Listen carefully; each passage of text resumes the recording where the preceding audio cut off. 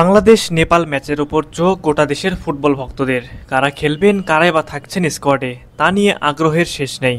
এই ম্যাচে কোন দল এগিয়ে থাকবে তা নিয়ে চলছে বিস্তর আলোচনা। কেননা বাংলাদেশ টিমে যেমন আছে হামজা, সমিত সোম, অপরদিকে নেপাল টিমেও রয়েছে বেশ কিছু তারকা ফুটবলার যারা কিনা এক মুহূর্তে বদলে দিতে পারে ম্যাচের চিত্র। এই ভিডিওতে আমরা কথা বলবো বাংলাদেশ নাকি নেপাল, এই ম্যাচে কোন দল এগিয়ে থাকবে। আগামী 9 অক্টোবর এএফসি এশিয়ান কাপ বাছাই পর্বে হংকং এর মুখোমুখি হবে বাংলাদেশ। জাতীয় স্টেডিয়াম ঢাকায় অনুষ্ঠিত হবে ম্যাচটি। গুরুত্বপূর্ণ এই ম্যাচ খেলার আগে সেপ্টেম্বরের ফিফা উইন্ডোতে প্রীতি ম্যাচ খেলতে দক্ষিণ এশিয়ার দলগুলোর পাশাপাশি বাংলাদেশ ফুটবল ফেডারেশন কথা চলছিল ইউরোপের কয়েকটি দেশের সঙ্গেও। শ্রীলঙ্কায় 3 জাতির টুর্নামেন্টও ছিল আলোচনায়। শেষ পর্যন্ত ইউরোপের কোনো দলকে পাওয়া যায়নি। শ্রীলঙ্কায়ও টুর্নামেন্ট খেলা হচ্ছে না বাংলাদেশের। তাই সেপ্টেম্বরে সাফ অঞ্চলের দল নেপালের সঙ্গে 2টি প্রীতি ম্যাচ খেলতে রাজি হয়েছে বাংলাদেশ। কিন্তু মাঝে সাপের বাইরের দল ভিয়েতনাম খেলার জন্য আগ্রহ দেখানোয় ঝুলে যায় নেপালের বিপক্ষে ম্যাচ। তবে জাতীয় দল কমিটির সভা শেষে জানা গেছে শেষ পর্যন্ত নেপালের বিপক্ষেই সেপ্টেম্বরের উইন্ডোতে 2টি ম্যাচ খেলবে বাংলাদেশ।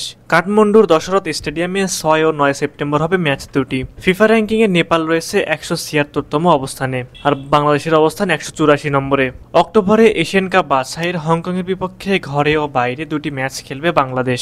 সেই ম্যাচের প্রস্তুতি নিতেই এই নেপালের বিপক্ষে ম্যাচ 2টি খেলতে যাচ্ছে জামাল ভুঁইয়া, রাকিব হোসেনরা।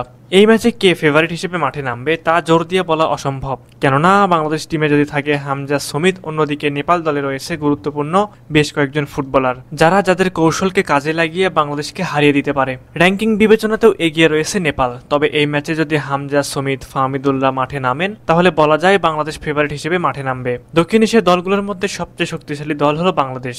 কেননা বাংলাদেশ দলে বর্তমানে খেলছেন হামজা চৌধুরী, সমিত সোমের মতো ফুটবলাররা।